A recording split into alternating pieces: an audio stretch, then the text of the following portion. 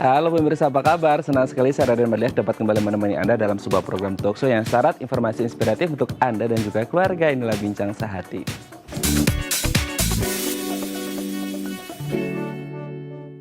Ya, pemirsa, jika Anda mengalami perut buncit, pasti sebagian besar dari Anda merasa tidak percaya diri gitu ya. Jadi nggak pede karena perut buncit itu identik dengan kegemukan atau obesitas. Dari nilai estetikanya itu agak kurang menarik seperti itu. Nah, ternyata tidak hanya tidak menarik saja dari tampilan seperti itu ya. Ternyata perut buncit ini juga bisa menyebabkan banyak sekali masalah kesehatan. Oleh karenanya kita harus tahu nih apa penyebab perut buncit dan bagaimana caranya supaya tidak memiliki perut buncit. Nah, inilah topik yang akan kita bahas hari ini, yaitu waspada perut buncit. Nah, kalau kita ngomongin tentang perut buncit, itu kan identik dengan suka makan atau suka ngemil gitu ya. Nah, kita akan bahas terlebih dahulu nih beberapa makanan yang katanya bisa menyebabkan perut buncit. Kita lihat satu-satu ya. Yang pertama, makanan padat karbohidrat. Nah, katanya makanan yang padat karbohidrat ini bisa menyebabkan perut buncit. Kenapa? Karena ada lonjakan gula atau insulin yang merupakan penyebab dari obesitas seperti itu. Jadi Anda harus memilih-milih nih makanan mana yang tepat untuk Anda supaya tidak mengalami perut buncit gitu ya pemirsa ya. Oke, yang kedua, makanan berlemak tinggi, terutama untuk lemak trans atau lemak jenuh seperti itu yang bisa menyebabkan perut menjadi buncit. Nah, lagi-lagi Anda harus bijak dalam memilih makanan yang Anda konsumsi supaya tidak mengalami perut buncit. Selanjutnya, susu. Nah, ini padahal banyak dari kita yang kemudian mengonsumsi susu ya, tapi ternyata ada lemak di susu, terutama untuk whole milk gitu ya, yang kemudian lemaknya ini bisa menumpuk di tubuh kita dan akhirnya bisa membuat perut kita menjadi buncit gitu. Oke, selanjutnya soda. Nah, soda ini adalah minuman yang kemudian mengandung karbon dioksida. Apa dampaknya ketika kita minum banyak minuman bersoda atau dengan karbon dioksida gitu ya, itu akan menumpuk gas dalam perut sehingga akhirnya membuat perut ini tidak nyaman dan terlihat seperti buncit gitu ya. Oke, yang terakhir, makanan tinggi garam. Nah, makanan tinggi garam ini menjadi salah satu penyebab lemak perut yang akhirnya bisa menahan air di perut dan akhirnya membuat perut kita menjadi seperti buncit. Oke, itu tadi 5 makanan yang katanya bisa membuat perut itu kita menjadi buncit. Nah, nanti kita akan mengklarifikasinya secara langsung. Tetap bersama kami di Bincang Sehati.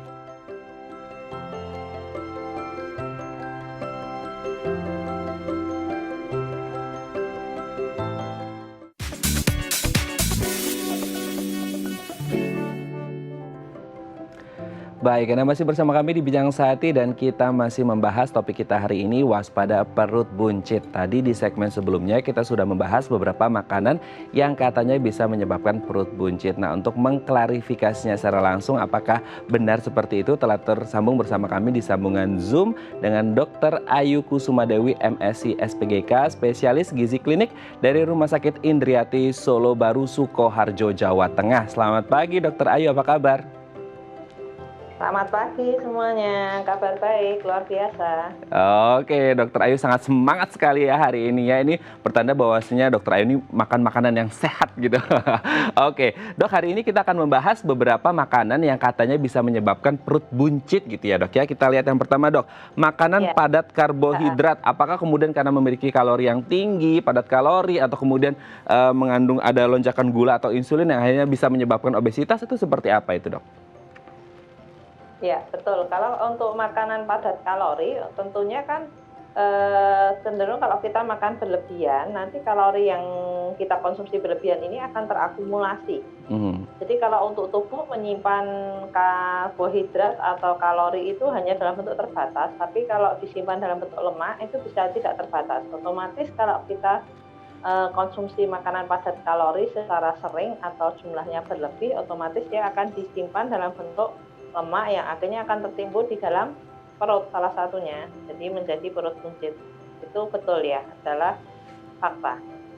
Oke, berarti boleh dicontohkan nggak Dok, makanan-makanan apa saja sih yang padat karbohidrat atau padat kalori gitu yang mungkin bisa kita hindari dalam keseharian kita gitu? Ya, kalau untuk padat kalori ya terutama sih contohnya seperti makanan-makanan olahan tepung ya. Jadi mungkin seperti roti atau mie ya, atau kemudian biskuit, kemudian keripik. Itu terlihat sebetulnya indeks kekenyangannya rendah, tapi dia kandungan dari kalorinya itu cukup tinggi. Jadi itu kita tidak kenyang, makan dalam jumlah banyak, otomatis akan menumpuk dalam kalorinya itu. Oke, mungkin yang sering kita temui hari-hari roti ataupun mie gitu ya. Padahal di negara kita Indonesia Ya. tercinta ini banyak yang kemudian suka makan roti ataupun mie gitu ya dok ya? Iya, betul. Kalau olahan tepung biasanya kita masukkan di dalam namanya refined sugar. Itu, termasuk nanti yang akan meningkatkan, indeks glikemik, gula darahnya, dan juga nanti pada akhirnya akan menyebabkan tadi perut buncit, karena ada timbunan lemak yang berlebihan di dalam perut. Oke oke oke oke ya, bisa menyebabkan timbunan lemak dalam perut dan akhirnya bisa membuat perut buncit deh gitu ya dok ya. Oke, kita lanjut yang Ya, kedua betul. dok, makanan berlemak tinggi. Nah ini pasti kemudian dari kita banyak yang kemudian jangan makan makanan berlemak, jangan makan makanan berlemak, tapi memang berlemak tinggi ini bisa menyebabkan perut buncit. Ya, betul. Jadi kalau, kita makanan tinggi lemak, contohnya ya mungkin mengandung seperti apa-apa yang digoreng ya, atau bersantan, atau mengandung kelapa, mentega, margarin. Nah, itu termasuk contoh-contoh yang tinggi lemak. Tentu saja kalau kita konsumsi berlebihan, otomatis, eee, itu akan menumpuk di dalam badan kita, yaitu nanti, diakumulasi dalam lemak yang berlebihan menjadi salah satunya lemak visceral. Lemak visceral itu nanti juga nanti salah satunya akan terlihat di dalam timbunan lemak di dalam bawah perut. Jadi akan timbul perut buncit, betul sekali. Oke dok, berarti kalau kita berbicara tentang lemak gitu ya dok ya, apakah kemudian lemak ini akan secara langsung menumpuk di perut atau seperti apa sih dok? Ya, jadi kalau kita, konsumsi lemak yang berlebihan, otomatis kan nanti memang di metabolisme dulu ya. Hmm. Tapi kalau lemak ini memang memberikan, kalori yang lebih banyak. Sebagai contoh untuk karbohidrat dan protein itu untuk 1 gram hanya 4 kalori. Pada saat kita mengkonsumsi lemak, itu 1 gram memberikan 9 kilokalori. Jadi pada saat kita konsumsi lemak berlebihan di metabolisme, ternyata melebihi dari kebutuhan kalori kita, otomatis kelebihan ini akan disimpan di dalam cadangan lemak tubuh. Ya, Hmm. cadangan lemak tubuh ini yaitu salah satunya di lemak visceral ya, lemak visceral di jeroan, kemudian di lemak bawah kulit yang nanti terlihat jadi obesitas sentral atau perut buncit tadi. Oke oke. Tapi pertanyaannya kemudian gini dok, ketika ada satu makanan tertentu gitu ya, beda tidak kandungan lemaknya ketika beda cara mengolahnya atau cara memasaknya antara yang rebus, kukus ataupun goreng seperti itu?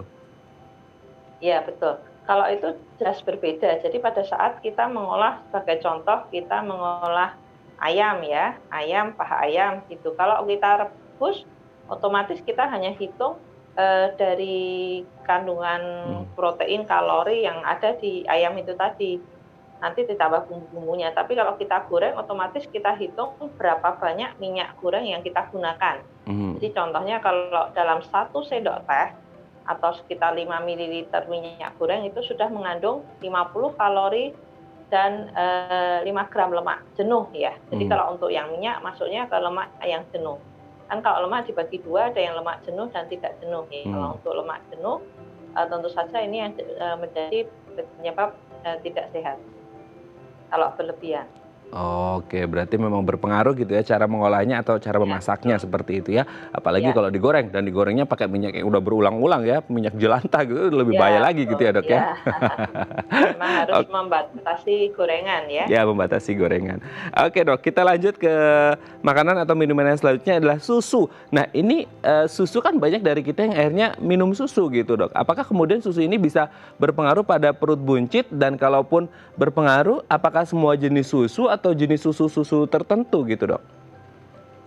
Iya, jadi kalau susu menyebabkan perut buncit ya itu sebetulnya termasuk mitos ya. Jadi Hmm. kalau susu itu nanti masih kita bagi lagi apakah dia susu full cream ya artinya mungkin kandungan lemaknya penuh atau dia dibuat, diambil sebagian kandungan lemaknya mungkin seperti low fat atau fat free itu masih ada juga ya, itu masih bisa diolah. Tapi kalau untuk konsumsi susu sendiri sebetulnya, ada efek baik, jadi karena ada kandungan kalsium, kemudian kandungan vitamin, kandungan Hmm. protein, itu, baik untuk metabolisme tubuh sebetulnya tidak menyebabkan, perut buncit, asal tidak dikonsumsi dalam jumlah yang terlalu berlebihan ya. Jadi masih, Hmm. boleh kita anjurkan untuk dikonsumsi rutin, dalam beberapa gelas sehari masih oke.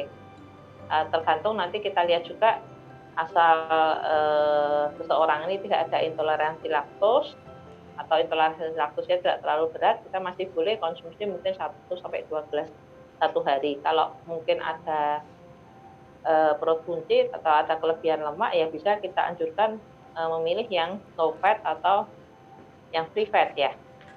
Seperti itu untuk susu ya. Oke, susu ya. Oke, kita lanjut ke yang selanjutnya nih dok.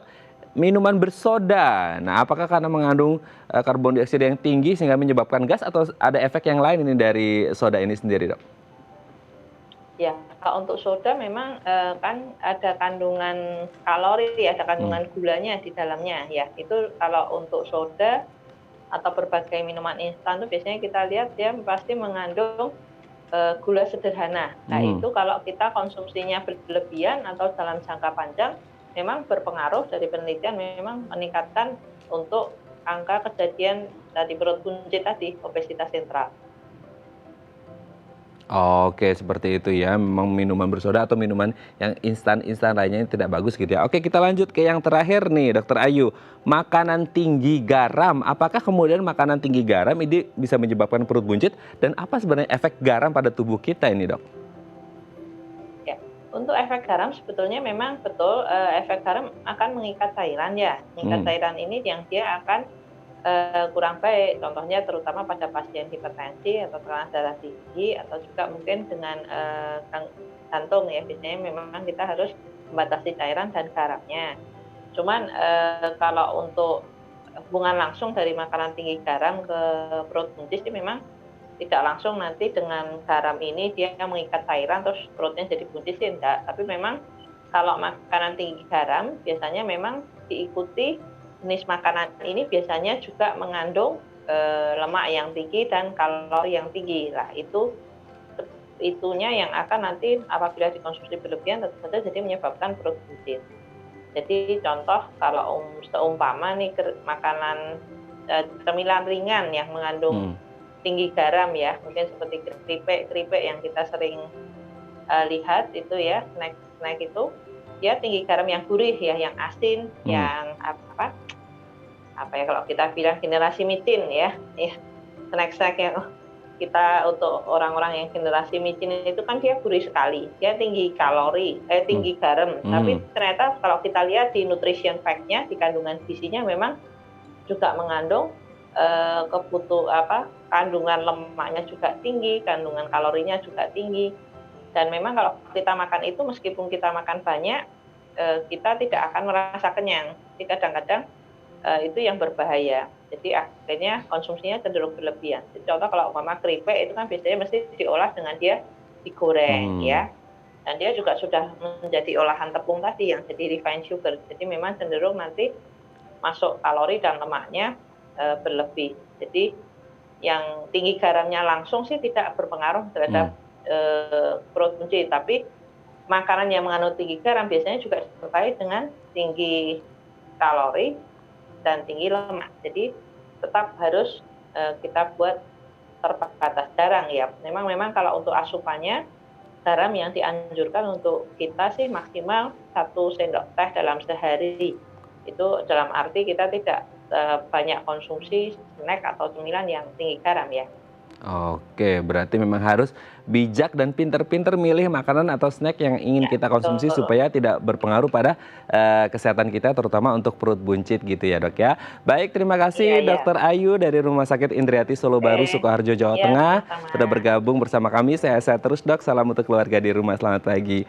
Baik pemirsa, selanjutnya kita akan membahas tentang topik kita hari ini, waspada perut buncit. Bagi Anda yang memiliki pertanyaan, Anda bisa menghubungi kami di nomor 0212903244 atau DM Instagram kami di @bincangsahati.tv. Kami akan segera kembali.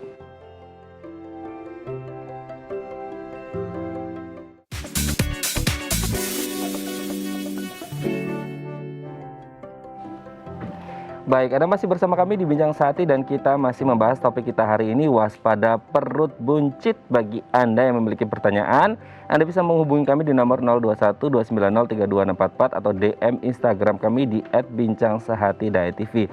Telah hadir bersama kami di studio Bincang Sehati Dr. Surya Wijaya SPPD, spesialis penyakit dalam dari Rumah Sakit Royal Taruma. Selamat pagi Dr. Surya, apa kabar? Pagi, baik. Terima Oke, selamat kasih. datang kembali di Bincang Sehati, Dok. Iya, Semoga terima nggak kasih. bosen-bosen ya, Dok ya.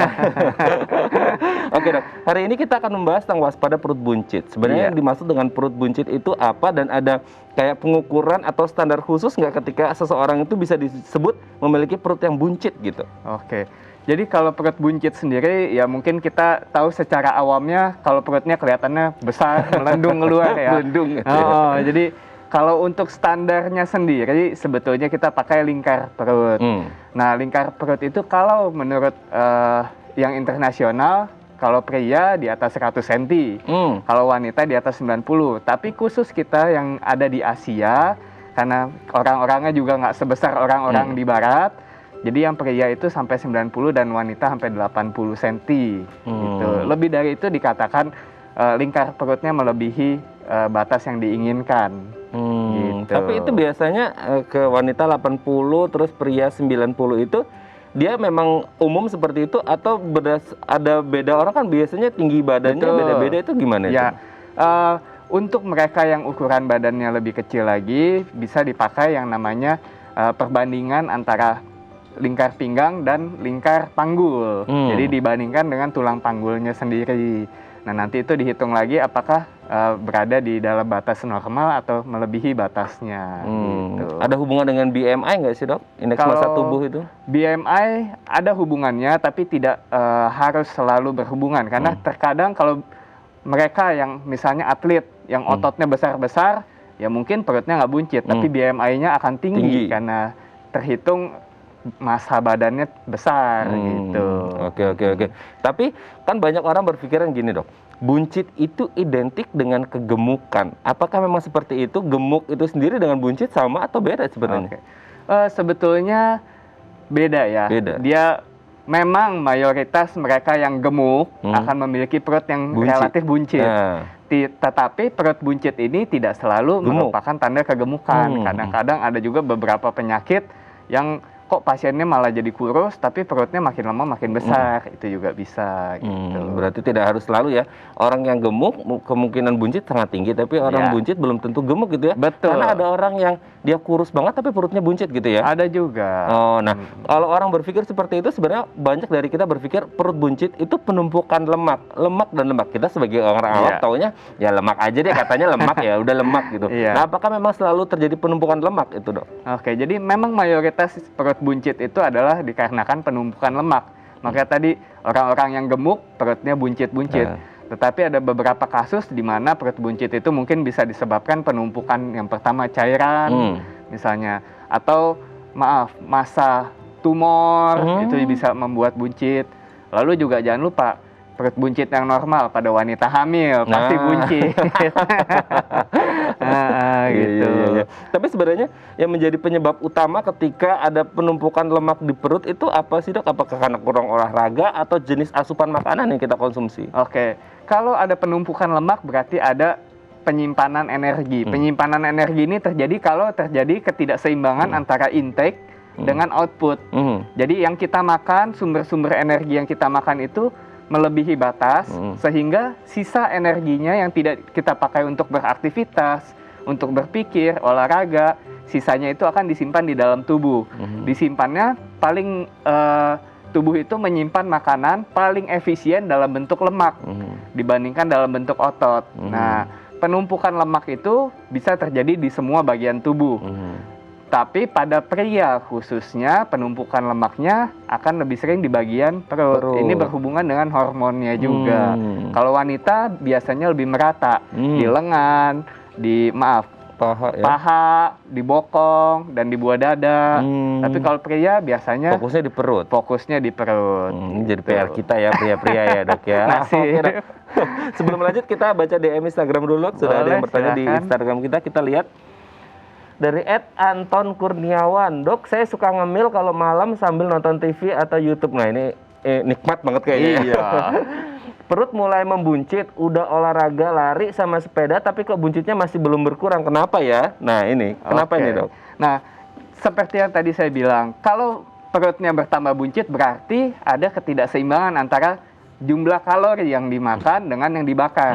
Kita tahu kalau misalnya Pak Anton ini ngemil, makan biskuit aja. Satu biskuit itu mungkin 20-30 kilokalori. Atau minum Coca-Cola satu kaleng itu sekitar 150-an. Nah, sedangkan kalau Pak Anton lari, mungkin lari 10 menit itu hanya membakar 100. Naik sepeda setengah jam mungkin bakar 200. Jadi kalau ngemilnya sambil nonton, sambil main YouTube, ngemilnya banyak ya mungkin akhirnya berlebih. Karena itu hati-hati tadi dengan makanan-makanan yang sudah disebutkan juga yang tinggi kalori. Karena untuk naikin berat badan, untuk menumpuk makanan itu lebih gampang dibandingkan untuk ngebakarnya. Oke dok, semoga ini bisa menjawab pertanyaan dari Pak Anton supaya lebih seimbang gitu ya antara yang dikonsumsi sama yang dibakar gitu kalorinya ya. Kalau bisa hitung-hitungan olahraganya bisa lebih intens gitu ya dok ya. Oke dok, ini kan biasanya nih saya punya beberapa teman yang buncit. Nah saya nggak mau ngomong saya yang buncit ya dok.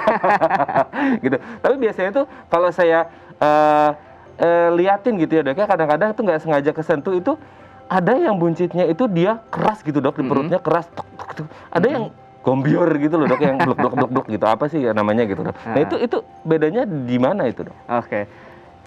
Tapi ini buncitnya semuanya karena gemuk ya. Iya. Oke, jadi kan kita menyimpan lemak itu di dalam sel lemak ya. Jadi dalam satu sel itu disimpan lemak-lemaknya. Kalau dia lagi aktivitasnya banyak, lagi berat badannya lagi turun, selnya itu tidak hilang, hanya lebih kosong aja.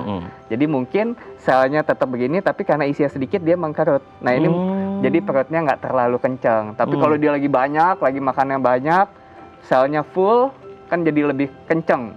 Satu selnya penuh, jadi semua di perutnya lebih kencang. Atau mungkin yang kenceng itu habis makan, atau lagi kembung, misalnya lagi tadi habis minum sodanya banyak. Gitu. Lagi kontraksi kayaknya dok. Lagi kontraksi. Oke, berarti sebenarnya nggak ada beda cuma karena pas lagi kondisi kosong atau tidaknya sel itu ya dok ya? Iya. Oke dok. Tapi kalau berbicara tentang buncit nih banyak yang bilang bahwasanya perut buncit ini menjadi salah satu tanda atau gejala penyakit gitu kan. Apakah kemudian buncit ini bisa menyebabkan komplikasi penyakit yang lain? Oke, sebetulnya ini tergantung penyebab buncitnya dulu. Beda-beda ya? Beda-beda. Kalau karena kegemukan misalnya, dia akan menjadi satu penanda sebetulnya. Bukan penyebab, tapi penanda resiko penyakit kardiovaskular. Penyakit jantung dan pembuluh darah gitu. Dia menjadi salah satu komponennya. Tapi kalau perut buncit ini disebabkan oleh penyakit lain, misalnya kurang protein, penyakit liver, atau penyakit di mana ada tumor, ya tentu komplikasinya akan berbeda lagi gitu. Oke. Nah biasanya kan kita sebagai orang awam ya udah kita kan nggak ngerti. Pokoknya kalau dia perutnya melendung aja itu kita sebutnya perut buncit gitu. Nah kan ada juga kasus-kasus seperti gizi buruk juga kan agak melendung ya dok ya? Betul. Itu masuk kategori buncit atau beda gitu? Itu juga secara konteks itu adalah buncit, tapi yang tadi buncit yang disebabkan bukan kegemukan. Pada gizi buruk itu yang biasa disebut kwashiorkor atau busung lapar yang kita tahu, yang sering terjadi di daerah-daerah kurang gizi, anak-anaknya kurus-kurus tapi kok perutnya buncit-buncit.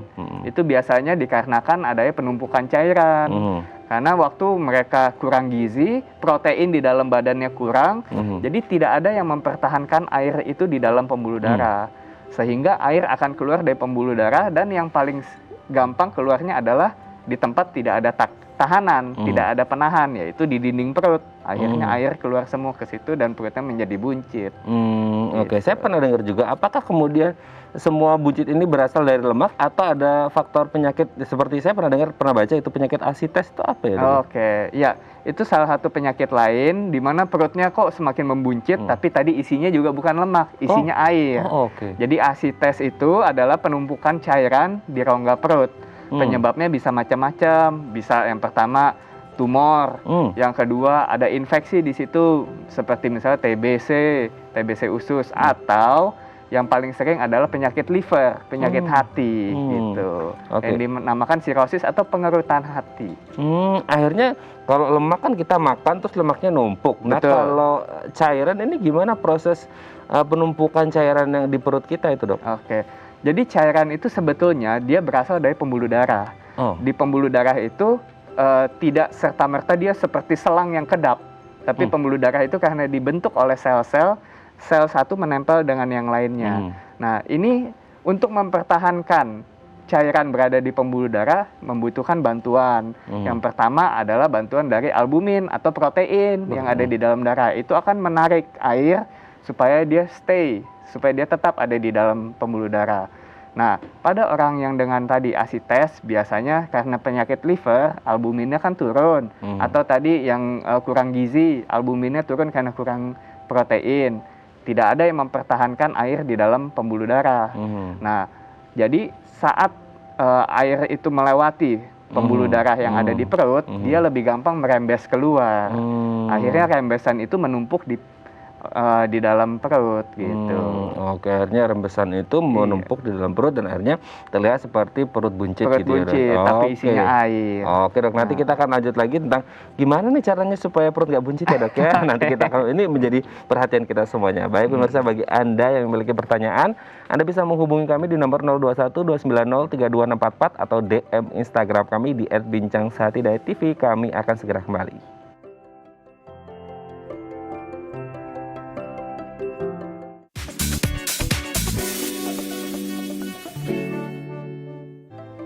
Baik, Anda masih bersama kami di Bincang Sehati dan kita masih membahas topik kita hari ini, waspada perut buncit. Bagi Anda yang memiliki pertanyaan, Anda bisa menghubungi kami di nomor 0212903264 atau DM Instagram kami di @bincangsehatidayat.tv. Masih bersama dengan Dr. Surya Wijaya SPPD, spesialis penyakit dalam dari Rumah Sakit Royal Taruma. Dok, melanjutkan yang tadi asites, sebenarnya yang tadi disebutkan akan ada penumpukan cairan gitu. Betul. Ya, beda dengan lemak. Kalau lemak memang penumpukan lemak. Kalau cairan asites sendiri cairannya apa sih, Dok? Cairan air biasa atau air apa gitu? Biasanya cairannya itu cairan plasma atau cairan yang sebetulnya ada di dalam darah. Nah, terdiri dari air, elektrolit, dan sedikit protein-protein juga gitu. Oke. Nah, dia kan berasal memang keluar merembes dari pembuluh darah kita. Oh, merembes dari pembuluh darah kita. Kalau dari luar memang nggak kelihatan mana lemak mana asites ya, Dok? Iya, Ya? tapi kalau diperiksa kita bisa tahu biasanya. Bisa tahu ya. Oke, apakah ada penyakit-penyakit tertentu yang akhirnya komplikasinya dan menyebabkan asites? Atau memang asites ini muncul sendiri atau seperti apa? Biasanya yang komplikasinya ke arah asites yang paling umum itu penyakit liver ya. Tadi sirosis atau pengerasan hati. Biasanya pengerasan hati ini disebabkan oleh infeksi hepatitis kronik B dan C, atau karena suka minum alkohol gitu. Penyakit lainnya tadi kwashiorkor atau busung lapar, terus infeksi biasanya oleh kuman TB yang paling sering. Tapi ya bisa infeksi dari kuman-kuman lain juga yang ada di usus gitu. Oke. Berarti bisa dideteksi dari dini nggak sih, Dok? Yang kemudian sebagai orang awam kita kayak ini buncitnya karena asites atau karena lemak gitu. Itu bisa kelihatan bedanya dan bisa dideteksi nggak? Kalau untuk membedakan bisa, tapi apakah bisa dideteksi dini oleh orang awam biasanya agak sulit. Agak sulit ya. Kalau datang ke dokter pasti bisa dibedakan karena dokter itu nanti dia akan melihat berdasarkan perubahan posisi buncitnya ini berubah atau tidak. Nanti diketok-ketok kan, kita sering lihat dokter tuh suka ketok-ketok badannya. Nah, itu kan suaranya beda. Kalau isinya angin sama isinya air, isinya lemak bisa beda. Jadi kalau ke dokter akan diperiksa, nanti pasiennya disuruh miring, pasiennya disuruh ganti posisi. Kalau air kan dia akan turun sesuai dengan gravitasi. Tapi kalau dia lemak ya tetap aja di situ. Cuma kalau asitesnya masih sedikit, kadang-kadang nggak terdeteksi juga, harus dengan USG. Gitu. Oke.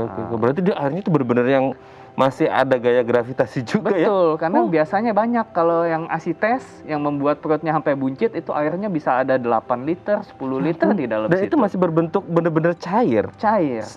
Liquid gitu. Liquid, cair. Oke, saya pikir agak-agak ngejel gitu. Enggak, benar-benar liquid ya. Betul liquid. Ya ampun, berarti asites itu seperti itu ya. Oke, Dok, sebelum kita lanjut, ini menarik sekali kayaknya asites. Tapi kita ada penelpon dulu, Dok. Kita sapa terlebih dahulu. Halo, selamat pagi. Dengan siapa di mana? Dengan Winda di Bogor. Ibu Linda. Winda. Oh, Winda. Winda di Bogor. Bu Winda, silakan, Bu. Dok, saya mau tanya. Ibu saya akhir-akhir ini tuh sering ngeluh tentang perutnya yang buncit seperti wanita hamil 6 bulan gitu ya. Dan perutnya kadang suka sakit ke ulu hati. Pas perutnya sakit itu, perutnya mulai mengeras. Itu kenapa ya, Dok? Usianya mungkin ya, Dok? Usianya mungkin? Usianya 52 tahun. Ada riwayat penyakit tambahan sebelumnya? Enggak sih, Dok. Nggak pernah sakit kuning atau sakit jantung? Enggak sih, nggak pernah. Oke. Enggak ya. Jadi Oke. hanya perutnya membuncit saja ya. Berat badannya turun nggak? Enggak, stabil. Stabil ya. Kaki tidak ada bengkak. Enggak. Oke, baik. Sudah jelas, Dok? Ya, mungkin ada beberapa yang bisa kita jadikan diagnosis banding, Oke. tapi belum bisa diagnosis pasti tentunya oke, kalau oke, kita tidak lihat pasiennya ya. Oke, terima kasih Bu Oke. Winda yang ada di Bogor. Nah, ini gimana, Dok? Ada pembesaran dan kadang-kadang menyebabkan sakit ke ulu hati gitu ya. Sakit ke ulu hati. Nah, ini ya. mungkin ada hubungan dengan lemak atau asites atau apa atau penyebab yang lain? Tadi ya, kalau untuk membedakan ini karena lemak, karena asites atau yang lain, memang harus kita periksa secara langsung. Cuma penyebab-penyebab yang biasa terjadi pada wanita dengan usia 50 tadi ya, seperti ibunya Ibu Winda. Yang pertama mungkin dari lambungnya sendiri. Ya, jadi kalau dari pola makan, sekarang ini banyak sekali pasien-pasien kita mengkonsumsi jahe, vitamin C berlebihan. Karena pandemi ya, Dok ya? Iya, akhirnya dia jadi begah, kembung, dan perutnya sakit. Tadi kalau terlalu banyak gas yang ada di perut kan Berarti juga gas juga terlihatnya bisa ya? buncit. Bisa. Nanti pasiennya mungkin sering sendawa, gitu bisa. Itu Nah, kalau namanya sendawa itu kan mungkin karena mengangkat asam lambung ke atas. karena asam lambung dan gas yang ada di perutnya harus dikeluarkan. Jalur keluar kan cuma 2, dari atas dan dari bawah. Itu yang paling ringan ya. Nah, lalu untuk penyakit lainnya yang mungkin lebih berat, kalau memang itu adalah dari cairan, ada beberapa yang harus kita patut curigai. Yang pertama, adakah riwayat sakit jantung? Karena kalau pompanya gagal, biasa banjir juga kan. Banjirnya bisa di paru-paru atau bisa di perut. Atau yang kedua tadi, kalau mungkin ada penyakit liver, penyakit hati, meskipun tadi tidak ada riwayat sakit kuning sebelumnya. Karena penyakit hati kronik itu, hepatitis B dan C yang kronik, sebagian besar tidak ada gejala. Saat livernya sudah gagal, baru mulai muncul gejala-gejala seperti kuning, gejala-gejala seperti perutnya makin buncit, gitu. Lalu penyebab yang lainnya lagi mungkin harus diperiksa apakah buncitnya itu keras atau lembek. Kalau keras, jangan sampai di situ ada tumor. Oh iya. Ya, kita bicara dari yang paling ringan sampai kemungkinan yang paling buruk. Betul. Jadi mungkin bisa kita sarankan ke Ibu Winda untuk membawa ibunya ke dokter terdekat, minimal untuk diperiksa dulu perutnya itu buncitnya, apakah isinya apa, ya, dan apakah diperlukan pemeriksaan penunjang, pemeriksaan lanjutan, mungkin ultrasound, begitu. Oke ya, berarti memang harus diperiksakan gitu ya ke ibunya Ibu Winda supaya tahu gitu kan apakah kemudian ini memang penumpukan perut buncit biasa atau ada penyakit-penyakit yang lain gitu yang bisa membahayakan kesehatannya si ibunya Bu Winda ya. Semoga dia bisa menjawab pertanyaan dari Bu Winda. Nah, kalau kita berbicara tentang asites ini sendiri, apakah dia fokusnya penumpukannya di perut saja atau bisa di tempat-tempat titik-titik yang lain sih, Dok? Oke. Kalau untuk asites sendiri, dia adalah khasnya penumpukannya di perut. Karena di situ tekanan dari organ-organ lain adalah paling minimal. Namun, bila asitesnya sudah terlalu besar, dia bisa merembes sampai ke paru-paru juga. Nah, biasanya kalau sudah merembes ke paru-paru, itu namanya hidrotoraks ya. Sudah penyakit, mungkin dia satu entitas, tapi sudah lebih lanjut lagi daripada asites biasa. Oke, Dok, ini ada pertanyaan dari live Instagram, kita pending dulu. Apakah mandi setelah makan dan tidur setelah makan bisa menyebabkan perut buncit? Iya, terima kasih. Kalau untuk mandi sebetulnya sepertinya tidak ya, karena tidak ada hubungannya antara mandi setelah makan dan perut buncit. Namun bila tidur setelah makan dengan perut buncit bisa. Dari mana? Dari tadi kita sudah makan, masuk kalori, tapi tidak dikeluarkan, tidak dibakar. Jadi hanya makan, tidur, lama-lama tentu kita akan menjadi gemuk. Dan tempat penumpukan lemak, kalau sudah yang wanita tadi sudah menumpuk semua di lengan, di paha, tentu tempat selanjutnya adalah di perut. Iya. Dan untuk para pria, ya tempat penumpukan lemak favorit kita ya Perut. memang perut. Tidak ada lain tempat selain perut gitu ya. Oke, semoga ini bisa menjawab pertanyaan dari pemirsa Diet TV di Eurotanimah tadi ya. Oke, Dok, tapi kalau kita berbicara mungkin ini ada hubungannya dengan pertanyaan barusan dari pemirsa juga. Apakah ASI tes ini bisa mengaruhi proses pencernaan atau metabolisme tubuh? Oke. Jadi kalau untuk mempengaruhi proses pencernaan bisa, karena bagaimanapun air yang ada di dalam situ dia akan mengganggu pergerakan usus juga. Ya, usus kita yang biasanya tidak ada tekanan dari luar, kalau ada airnya banyak, itu kan akan menekan usus juga. Mungkin ususnya sedikit udem atau sedikit bengkak, kayak kalau tangan kita lama direndam di air kan bengkak-bengkak. Usus kita juga mungkin seperti itu. Nah, lalu bisa juga bakteri-bakteri di usus dia akan translokasi atau pindah sehingga menjadi infeksi di daerah sana. Kalau perutnya buncit karena ada ASI tes, biasanya juga pasiennya lebih cepat kenyang, makannya lebih sedikit karena kan lambungnya tertekan oleh cairannya. Jadi bisa mempengaruhi intake makanan dari pasien kita sendiri juga. Oke. Berarti kalau ASI tes ini yang akan terjadi the worst skenario-nya gitu, dampak terburuk ketika tidak ditangani dengan baik seperti apa? Kalau untuk ASI tesnya sendiri, yang paling buruknya itu adalah bila terjadi infeksi di ASI tesnya. Tapi sekali lagi, ASI tes ini dia bukan penyakit. ASI tes ini adalah gejala. Satu kondisi ya? Satu kondisi, seperti demam gitu, ASI tes, ya, dia gejala, tapi bukan penyakitnya. Karena dia disebabkan oleh hal lain. Apakah dari jantung, dari kurang gizi, dari penyakit liver. Nah, penyakit-penyakit penyebabnya ini yang bisa berujung lebih buruk atau bisa berujung bahkan fatal. Kalau untuk ASI tes sendiri yang paling berbahaya misalnya tadi terjadi infeksi di dalam cairan ASI tesnya. Oke. Tapi sebenarnya tindakan medis apa yang tepat dan sesuai untuk ASI tes ini sendiri, Dok? Oke, jadi kalau untuk ASI tes, tindakan medisnya yang pertama tentu kita dari yang tidak invasif dulu. Apakah bisa dikuras dengan obat? Ya, pasiennya ditambahkan proteinnya, albuminnya ditingkatkan dan diberikan obat untuk membantu dia kencing, supaya cairan yang ada di dalam perutnya bisa keluar dikencingin. Nah, bila tidak adekuat dengan obat-obatan, biasanya dapat dikeluarkan dengan yang namanya fungsi ASI tes atau ASI tesnya itu dikeluarkan dengan perutnya ditusuk dengan jarum. Ditusuk dengan jarum biasanya mungkin jarum yang agak besar, jarum infus yang agak besar, lalu cairannya itu dialirkan. Itu bisa dikeluarkan sampai 4 liter lebih biasanya. Ya ampun. Terus gimana ini nanti kondisi perutnya? Pasti agak sedikit bergelambir dong karena sisa kulitnya kan agak mengempis gitu ya. Betul. Perutnya biasanya akan lebih kempes dan ya tadi mungkin kalau kita senggol kok keloyor gitu ya. Oke.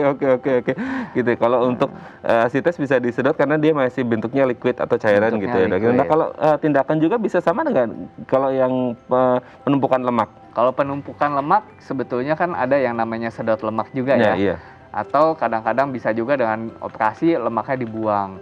Tapi kalau saya pribadi lebih menyarankan kita dengan cara alami aja. Jaga diet sama olahraga yang cukup.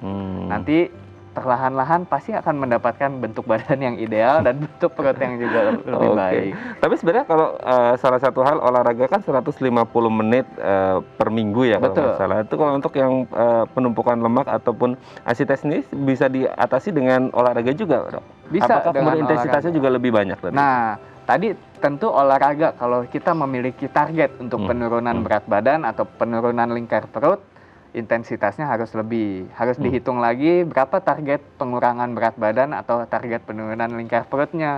Apakah dalam seminggu berapa, misalnya 1 kilo seminggu atau 2 kilo dalam 1 bulan. Nanti harus dihitung lagi berapa makanan yang dia boleh makan dan olahraganya seberapa banyak. Gitu. Oke. Tapi kalau kita berbicara kemungkinan terburuk juga, Dok, sebenarnya seberapa besar sih perut ini akan bisa membesar entah itu karena lemak ataupun ASI tes? Oke. Kalau kita ditanya seberapa besar, sebetulnya mungkin secara teori tidak ada batasnya. Mungkin kita pernah lihat foto-foto orang yang gemuk, yang beratnya sampai 200 kilo, itu betul-betul besar sekali. Tulangnya tetap kecil, tapi perutnya semakin lama semakin besar, karena penumpukan lemak itu tidak terbatas kalau dia sudah ada di kulit, apalagi di perut, di mana dia tidak ada penahannya, tidak ada tulang di sini yang akan menahan pelebarannya mau seberapa lebar dia bisa. secara teorinya. Gitu. Tapi ada kemungkinan nggak kemudian ketika katakan orangnya kurus nih dok, terus dia buncit kan, nah kan nggak mungkin perutnya bisa sampai segini kan, nggak mungkin gitu kan. Nah apakah dia nanti secara otomatis si lemak atau asitas ini akan menyebar juga atau gimana? Dia kalau misalnya kita olahraga ya, dari olahraga dan diet, penurunan berat badan itu biasanya penurunan lemaknya akan satu badan. Jadi tidak hanya di perut, di tangannya dia juga makin kecil, di pipinya makin kecil, pahanya semakin kecil, perutnya juga. Nah, cuma kulit-kulitnya tadi itu akan tetap biasanya. Dan yang tadi saya bilang, kalau dia kosong, sel lemaknya itu tetap ada sebetulnya. Cuma dia kosong. Maka itu orang-orang yang tadinya diet turun berat badannya drastis, begitu dia mulai makan kok naiknya cepet lagi. Karena dia tinggal ngisi aja. Oh itu makanya ada orang yang makan sedikit aja udah langsung jadi lemak ya dok ya? Iya. Oke. Itu berarti karena sel-selnya kosong tadi terisi atau? Terisi lagi. Jadi kalau misalnya kita habis olahraga berat, dalam 6 bulan terakhir kita bisa turun 20 kilo. Terus tiba-tiba karena PSBB kita nggak olahraga lagi nih. Makan lagi, naiknya akan cepet lagi. Oh gitu, berarti yang turunnya cepat juga harus diwaspadai, naiknya juga cepat gitu ya dok. Jadi, ya? ada maintenance, harus ada maintenance gitu. Oke dok, nanti di segmen selanjutnya kita akan membahas beberapa tips yang bisa kita lakukan agar terhindar dari perut buncit gitu ya dok ya. Oke pemirsa, bagi Anda yang memiliki pertanyaan, Anda bisa menghubungi kami di nomor 021 290 32644 atau DM Instagram kami di @bincangsehat.tv. Kami akan segera kembali.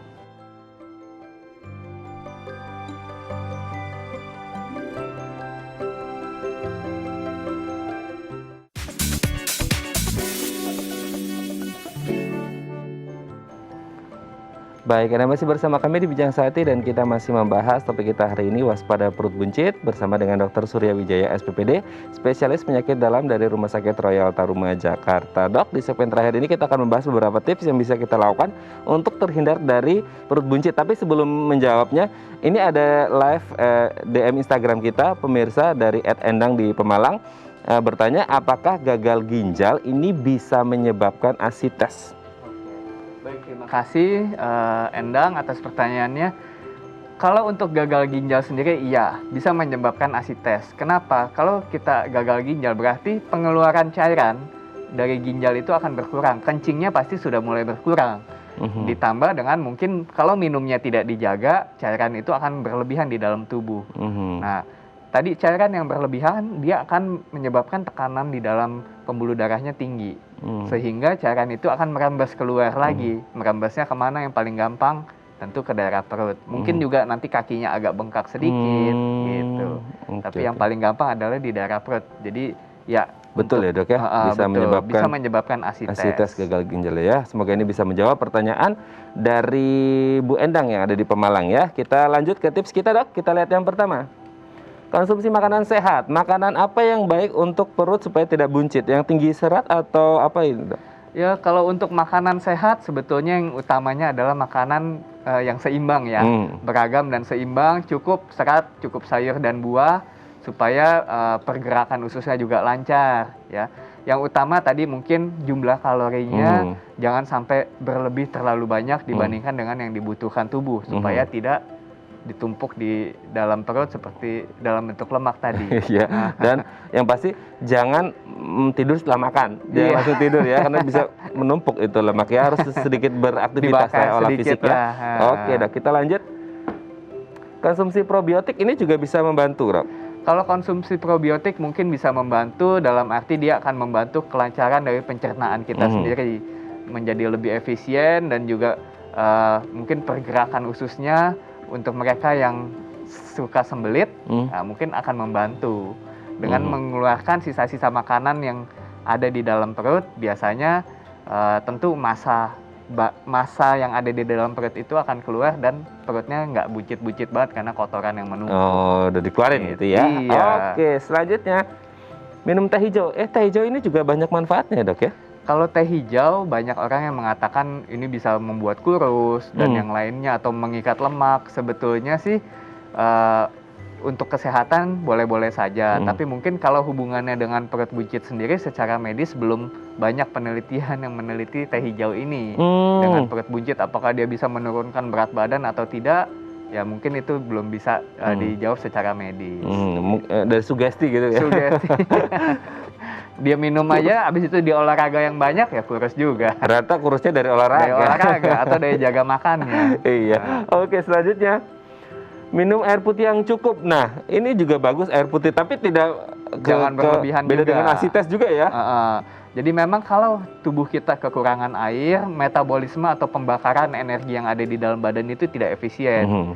Sehingga mungkin lebih cepat lelah atau pembakarannya kurang banyak gitu. Jadi kalau kita mau olahraga harus pastikan air di dalam badan tercukupi. Minum yang cukup supaya kita bisa olahraga aktivitas dengan baik, membakar kalori juga lebih efisien gitu.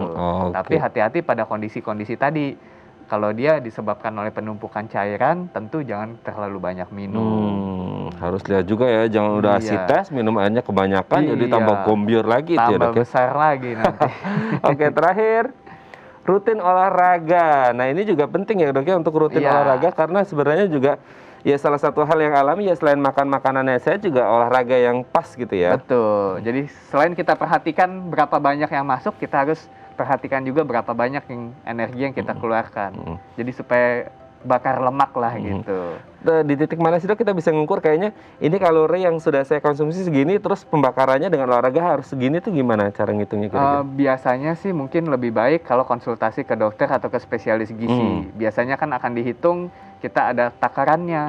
Misalnya satu piring nasi 200 atau 300 kilokalori. Dan untuk aktivitas misalnya dia treadmill atau dia naik sepeda 1 jam mungkin 300 atau 400. Jadi ya tinggal diseimbangkan saja.